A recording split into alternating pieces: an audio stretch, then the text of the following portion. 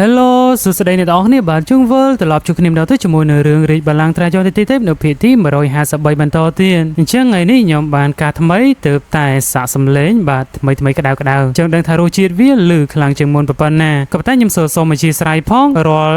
ការ record ទាំងអស់អាចជាមានផលរំខានតិចតួចសំឡេងដែលចេញពីខាងក្រៅបាទហើយមួយទៀតគឺខ្ញុំប្រើប្រាស់នៅ CapCut Free អញ្ចឹងទៅខ្ញុំបានអាចធ្វើការ remove នៅសំឡេង noise ឬក៏សំឡេងរំខាននោះបាននោះទេឥឡូវកុំឲ្យខាវេជូយើងមកទស្សនានៅវីដេអូពេញទាំងអស់គ្នាតែម្ដងទៅដល់ពេលនោះអ្នកនេះមានចាំដែរឬក៏អត់ដោយ Fonsi បានប្រើប្រាស់នៅដៃខាងស្ដាំរបស់ខ្លួននឹងទម្លុះនៅបេះដូងរបស់ Long Chen ធ្វើឲ្យគាត់ស្លាប់ភ្លាមរាងកាយក៏បានធ្លាក់ទៅខាងក្រោមនៅពេលនោះឃើញថាសមាជិកដទៃទៀតមានការព្រួយបារម្ភជាខ្លាំងក៏បានរត់ទៅដើម្បីជួយសង្គ្រោះឈាមដ៏ក្រហមឆ្អិនឆ្អាវក៏បានស្រក់ចេញពីដៃរបស់អាទិទេពសត្វចម្លែក Fonsi ខេអឺព្យាយាមយកដៃរបស់ខ្លួនដើម្បីជូតឈាមនៅលើបបោមាត់របស់គាត់ចំណែកសមាជិកផ្សេងទៀតឃើញបែបនេះហើយគឺគាត់មិនអាចអត់ទ្រាំបាននោះទេក៏បានឈ្មោះទៅខាងមុខដើម្បីសងសឹកឲ្យកាប៉ីតែនរបស់ខ្លួននោះបាទតែវាអត់ប្រយោជន៍នោះទេវាហាក់បីដូចជាយកពងមាន់ទៅចូលនឹងថ្មដ៏សែនធំមួយអញ្ចឹងទៅពេលចូលទៅក៏រង្វង់វីតាមីនដ៏ធំមួយក៏បានផុសចេញមកជាមួយនឹងស្ពីតយ៉ាងខ្លាំងបំផៅនៅរាងកាយពួកគេឲ្យត្រឡប់មកក្រោយវិញក្នុងពេលនោះខេអឺក៏បានសមាសម័យទៅកាន់អតីតកាលតែពួកគេបានជួបគ្នាលោកអញ្ចឹងធ្លាប់សន្យាថា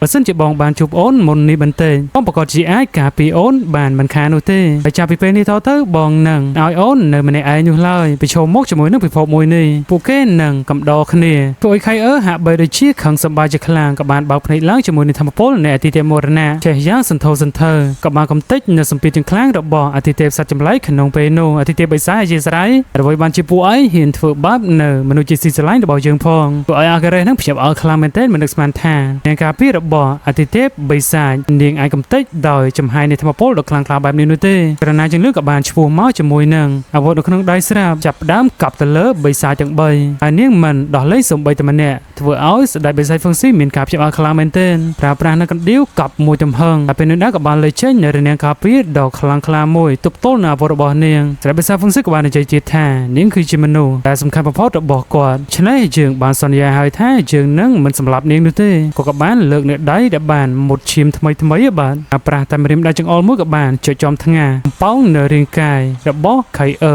ឲ្យត្រឡប់មកក្រៅវិញចំណែករូបអវតារយ៉ាងធំរបស់អតិទេពមរណៈក៏បានរលាយបន្ទាប់ពីពេលនោះផងដែរហើយនេះក៏បានសន្លប់បាត់ស្មារតីជាក៏បានចូលទៅត្រូននៅខ្លួនប្រាណប៉ោងនៅសមាជិកផ្សេងទៀតត្រឹមតែបាត់ដៃខាងឆ្វេងណាត់តណែងចេញពីតំបន់ទីនោះក៏លេបមកកាន់តំបន់មួយទៀតជាងឃើញថាច្រកលំហដ៏ធំមួយក៏បានបើកឡើងរាងកាយរបស់ពួកគេក៏បានបញ្ជូនចេញតាមរយៈច្រកនោះព្រោះហ្វូងបិសាចនៅទីនោះមានការចាប់អារម្មណ៍ខ្លាំងមែនទែនគឺជាក្រុមអ្នកប្រមាញ់បិសាចកម្រិតថៃថលទេតើចំណែកអាការ៉េក៏បានសុទ្ធកាន់បងប្រុសរបស់ខ្លួនទៀតថាព្រះអង្គម្ចាស់តើព្រះអង្គពិតជាដោះលែងខ្លាឲ្យត្រឡប់ចូលទៅកាន់រូងភ្នំវិញមែនទេគាត់ក៏មិនបានតបភ្លាមនោះទេក៏បានគិតសម័យនៅការសន្យាជាមួយនឹង Long Chen ក្នុងពេលនោះហើយគាត់បានសន្យាថាគាត់នឹងយកជីវិតរបស់ Long Chen ដើម្បីដោះដូរជាមួយនឹងសង្គ្រាមរវាងបិសាចហើយនិងមនុស្សហើយក៏បានប្រើនៅបាត់ដៃខាងស្ដាំរបស់ខ្លួននឹងទម្លុះនៅបេះដូងរបស់ Long Chen ក្នុងពេលនោះតែម្ដងអញ្ចឹងទៅគាត់ក៏បានប្រាប់ទៅកាន់អាការ៉េដែលជាប្អូនប្រុសរបស់ខ្លួនទៀតថាតើឯងមានដឹងដែរឬក៏អត់ក្មេងប្រុសម្នាក់នោះគឺជាដំណក់ឈាមរបស់យើងដាប់ចប់ធ្វើឲ្យគាត់ភ្ញាក់អើខ្លាំងមែនទែនមិននឹកស្មានថាមានរឿងបែបនេះកើតឡើងនោះទ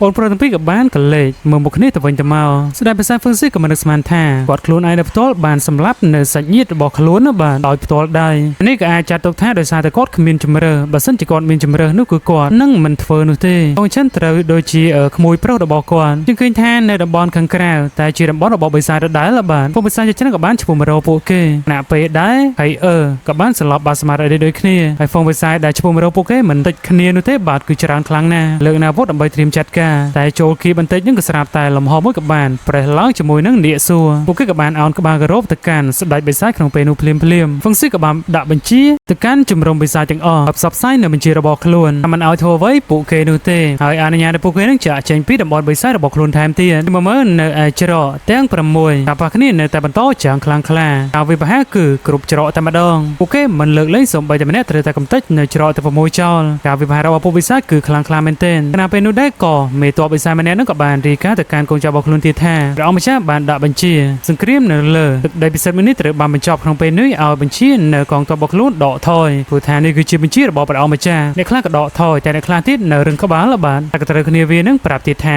អ្វីបានជាឯងហ៊ានមិនស្ដាប់បញ្ជារបស់ព្រះអង្គម្ចាស់អញ្ចឹងខ្លាចងាប់ក៏បានចាក់ចេញក្នុងពេលនោះតែម្ដងទៅពួកគេក៏បានចេញបញ្ជាចុងក្រោយមួយទៀតហើយចាប់ពីពេលនេះទៅបិសាចមិនអាចរួមរស់ជាមួយនឹងមនុស្សតទៅទៀតនោះទេហើយសង្គ្រាមនេះអាចជាបញ្ចប់រយៈពេលដល់ទៅ10ឆ្នាំនិងមិនប៉ះពាល់ ដល់មនុស្សលោកតទៅទៀតនោះទេពេលពួកគេមានការភាពអើខ្លាំងមែនទែនដល់ទៅ10ឆ្នាំផងអីស្ដេចបិសាហ្វឹងស៊ីហាក់បីដូចជាមានការខូចចិត្តជាខ្លាំងខណៈពេលដែលឈាមយ៉ាងច្រើនស្រក់ប្រឡាក់ដៃរបស់គាត់ទៅបាទហើយគាត់ក៏មិននឹកស្មានថាគាត់ជាអ្នកដែលធ្វើនៅរឿងនេះដោយផ្ទាល់នោះទេដែលសម្លាប់នៅក្មួយប្រុសរបស់ខ្លួនបន្ទាប់មកក៏បានចាក់ចេញពីទីនោះទៅកាន់កន្លែងរបស់ខ្លួនវិញចំណែកមេដឹកនាំនៃច្រកទាំង6អ្នកខ្លះក៏និយាយទៀតថាគាត់មិនជឿថាឡុងឈិនស្លាប់នោះទេព្រះចាំនេះទៅក៏បានប្រាប់ថាប៉ុន្តែអាបិសាចដែលវាប្រហារនៅច្រកចៃលេងគាត់នោះគឺវាបានដកថយរួចទៅហើយច្រកផ្សេងទៀតក៏គិតថាព័ត៌មាននេះក៏ដូចគ្នាដែរតែតារបស់ខៃគឺមិនជឿថាឡុងឈិននឹងស្លាប់នោះទេគាត់មិនជឿដាច់ខាតតែម្ដងគាត់នឹងនាំក្មេងៗត្រឡប់មកវិញនិយាយមិនទាន់ផុតពីមាត់ផងនឹងក៏ស្រាប់តែម្ចាស់សម្ពន្ធក៏បានបង្ហាញខ្លួនគាត់ប្រាប់ទៀតថាអំបីមេនេះគឺរីបលាំងត្រាយនៅទីទេអកលហើយនឹងបង្កើតរបស់ឡុងឈិនណាបាទគឺបញ្ចេញនៅពលឺមួយតែពលឺនោះក៏បានរលត់ទៅវិញភ្លាមគាត់មានអារម្មណ៍ថាលេងមានពលឺដែលចេញពីរីបលាំងនោះតទៅទៀតហើយនោះបញ្ជាក់ឲ្យឃើញថាព័ត៌មានចេញពីពួកវិសាគឺជាព័ត៌មានពិតធ្វើឲ្យតារបស់ខៃរន្ធត់ចិត្តឡើងមែនទែនចំណែកតាបង្កើតរបស់ឡុងឈិនគឺគាត់មិនអាចទប់អារម្មណ៍របស់ខ្លួនឯងបាននោះទេដែលចៅប្រុសរបស់គាត់ត្រូវបានស្លាប់បាត់បង់ជីវិតនោះតែម្ដាយរបស់គាត់វិញបន្ទាប់ពីទទួលបាននៅព័ត៌មានទាំងអស់នេះហើយនាងរំជួលចិត្តរហូតដល់ទុនជង្គង់ដួលលើដីភ្លាមចំណែកមេតបពីអ្នកទៀតហើយក៏មិននឹកស្មានថាមានរឿងបែបនេះកើតឡើងចំពោះឡុងឈិននោះទេតែបារម្ភម្នាក់ទៀតប្រាប់ទៀតថាគាត់នឹងមិនស្លាប់នោះឡើយចំណែកលីស៊ីននាងមិនជឿថាឡុងឈិនស្លាប់ដូចគ្នាម្ចាស់សម្ពន្ធក៏បានដាក់បញ្ជាឲ្យក្រុមប្រមាញ់បិសាចផ្សេងទៀតទៅសង្គ្រោះនៅក្រុមប្រមាញ់បិសាចរបស់ឡុងឈិនក្នុងពេលនោះកលែងមកមើលពួកគេបានត្រែកជុំព្រោះតែភាពសណោះសណៅរបស់ឡុងឈិនតែពួកគេមិនអាចចាក់ចេញពីទីនេះបាននោះទេបានត្រឹមតែយំសម្រក់ទឹកភ្នែកនៅក្រោមរំដក់ទឹកភ្លៀងតែប៉ុណ្ណោះពួកគេក៏ចាប់ផ្ដើមជូតទឹកភ្នែកម្នាក់ម្ដងភាពសោកសង្រេងក៏បានបន្តអូសបន្លាយយ៉ាងយូរពួកគេនៅតែនិយាយពីរដាលឲ្យខ្ញុំសុំទោសផងបងប្រុសខ្ញុំតែងតែនៅពីក្រោយខ្នងបងរហូតបើសិនជាពេលនោះខ្ញុំប្រឹងប្រែងហ្វឹកហាត់មិនអាចឲ្យបងស្លាប់បែបនេះនោះឡើយណៃលីនស៊ីក៏បានបន្តខ្លួនឯងដូចគ្នាគាត់មាននៅថ្នាំវេទមន្តជាច្រើនក៏ប៉ុន្តែនៅតែមិនអាចជួយនៅបងប្រុសរបស់ខ្លួនបាននោះទេគាត់ពិតជាមនុស្សអត់ប្រយោជន៍ពិតមែននិយាយប៉ុណ្ណាក៏បង្ហូរនៅទឹកភ្នែកបណ្ដាណែហ្វាន់ជូក៏បន្តខ្លួនឯងដូចគ្នាទោះបីជាគាត់ទទួលបាននៅដាវដែលឡុងឈិនបកគលឲ្យតែគាត់បានត្រឹមតែមើលឡុងឈិនស្លាប់ក្រោមដៃរបស់បិសាចតែប៉ុណ្ណោះតែមិនអាចជួយគាត់បាននោះទេជីនយៀនក៏នឹកដល់ការសន្យាមួយថាពួកគេនឹងស្លាប់រួចជាមួយនឹងគ្នាតែជាក់ស្ដែងពេលនេះគឺមានតែឡុងឈិនតែម្នាក់តែប៉ុណ្ណោះដែលចាក់ចោលពួកគេនោះអាទាំងក៏បានយំសោកសង្រេងតែគាត់ពិតជាឈឺចិត្តខ្លាំងណាស់ដែលមិនអាចសងសឹកឲ្យឡុងឈិនបានគាត់ចិញ្ចារួមជាមួយនឹងសិស្សច្បងហ្វាងហើយនឹងតែម្នាក់ទៀតដែលខ្ញុំភ្លេចឈ្មោះបាត់ទៅហើយក៏បានមកដល់ល្មមពួកគេមានការរន្ធត់ចិត្តជាខ្លាំងនៅពេលដែលឃើញឡុងឈិនបាត់បង់ជីវិតបែបនេះពួកគេក៏មិនអាចជួយអ្វីបានដែរបានត្រឹមតែសម្ដែងនៅទឹកមុខក្រៀមក្រំតែប៉ុណ្ណោះអញ្ចឹងពួកគេក៏ចាប់ផ្ដើមលួងលោមនៅសមាជិកផ្សេងទៀតឲ្យកាត់ចិត្តតែប៉ុណ្ណោះនេះបើស្រុកខ្មែរយើងបាទបួលគ្នាលេងបៀផឹកស៊ីទាំងជប់បាត់តែម្ដងគឺនៅក្នុងបុណ្យសពនឹងឯងកំឡុងពេលនេះដែរដោយសារតែខៃបាទក៏សន្លប់បាត់ស្មារតីទៀតអញ្ចឹងក៏គាត់ចិញ្ចាគិតថាបញ្ញាប់នាំពួកគេចាក់ចេញពីទីនេះលឿនទៅតែពេលនោះដែរក៏ខៃក៏បានភ្ញាក់ដឹងខ្លួនមកល្មមលេចទៅកាន់គូស្នេហ៍របស់ខ្លួនឃើញឡុងឈិនភ្លាមចាប់ផ្ដើមយំសាយជាថ្មីម្ដងទៀតនាងពិតជាឈឺចិត្តខ្លាំងមែនទែននៅតែខ្ញុំពេលនេះគឺភ្លៀងខ្លាំងនេះដល់នេះចង់បាក់បីគូសំតែសំណាងល្អដែលការនេះវាស្រូបដល់បាទចឹងសម្លេងរំខានក៏មិនសូវជាប៉ះពាល់ប្រហែលដែរបាទពេលលោកដែរទៅចាប់ពលឡុងឈិនគ្រីសាក់សពគូស្នេហ៍របស់ខ្លួនដោយផ្ទាល់ដែរទឹកភ្នែកហូរកាត់ពលលាដៃដែលមានចិញ្ចៀនមួយជាប់នៅក្នុងនោះគឺជាចិញ្ចៀននៅក្នុងដៃរបស់ឡុងឈិននឹងឯងដែលបានរបូតកាលពីវគ្គមុននេះក៏បានបំពាក់ចូលទៅក្នុងដៃរបស់ឡុងឈិនវិញនាងចាប់ផ្ដើមលើកដៃរបស់គូស្នេហ៍ខ្លួនឡើងញញីញញ័រព្រោះតែរំជួលចិត្តខ្លាំងពេកហើយនាងសុំទោសផងដែលអូនពិតជាមិនអាចសងសឹកឲ្យបងនោះនេះក៏បានថាបឡុងឈិនជាលើកចុងក្រោយទឹកភ្នែកក៏បានហូរកាត់ពលឡុងឈិនតែទោះយ៉ាងណាក៏ដោយនាងមានតែជំរើសតែមួយកូនក៏បានលើកនៅកំបិតរបស់ខ្លួនឡើងធ្វើឲ្យសមាជិកផ្សេងទៀតដឹងថាមិនស្រួលនោះទេនៅពេលដែលរត់ចូលទៅនាងក៏បានលើកនៅកំបិតនោះចាក់ទម្លុះបេះដូងរបស់ខ្លួនឯងរួចទៅហើយតែជាក់ស្ដែងក៏បានលើចេញនៅខែលពណ៌បៃតងមួយក៏បានរារាំងនៅកំបិតរបស់នាងក៏លើសំឡេងរបស់អតិថិធម្មជាតិគឺជាសៀវលៃក៏សួរទៅកាន់ពួកគេទៀតថាតើមានអ្វីកើតឡើងទៅហើយអ្វីបានជាទំនាក់ទំនងព្រលឹងរបស់នាងជាមួយនឹងឡុងឈិនត្រូវបានកាត់ផ្ដាច់ចេញពីគ្នាហើយសញ្ញានៅលើរាងកាយរបស់ឡុងឈិនក៏បានរលាយបាត់ផ្លែមទៀតញ៉ានោះក៏បានរលាយចេញពីថ្ងាសរបស់ឡុងឈិនអញ្ចឹងក៏ខៃមានកំណត់មួយគឺថាឡុងឈិនមិនទាន់ស្លាប់ទាំងស្រុងនោះទេនេះក៏ថាមានជំរឿមួយអាចជួយសង្គ្រោះគូស្នេហ៍របស់ខ្លួនបានក៏បានឲ្យពួកគេនឹងនាំឡុងឈិនទៅកាន់ឋានសួគ៌សុបិនក្នុងពេលនោះប្រកាសជាអាចជួយគាត់បានពួកគេក៏បានយល់ព្រមគ្នាតួអង្គដែលយើងបានឃើញនៅក្នុងឋានសួគ៌សុបិនដំបូងគឺតាឡុងបាទតែពួកគេបាននាំនៅរាងកាយរបស់ឡុងឈិនចូលមកក្នុងឋានសួគ៌សុបិនបានហើយជាស៊ីលីក៏នៅទីនោះដែរគណៈពេលដែលសត្វព្រលឹងជាច្រើនក៏បានប្រមូលផ្ដុំគ្នានៅទីនោះចាប់ផ្ដើមទុនជង្គង់អោនក្បាលគោរពទៅកាន់ធម្មពលរបស់យីស៊ីលីនេះប្រើប្រាស់នៅដើមឈើអាទិទេពម្យ៉ាងវាចាប់ផ្ដើមបន្លូតនៅវល្លិរបស់វាចាប់ទាញនៅរាងកាយរបស់ឡុងឈិនលើកឡើងទៅលើប្រើប្រាស់នៅធម្មពលដ៏អស្ចារ្យ ចាប់ផ្ដើមជួយសង្គ្រោះជីវិតរបស់ឡងចិនម្ដងទៀតពេលបួងសួង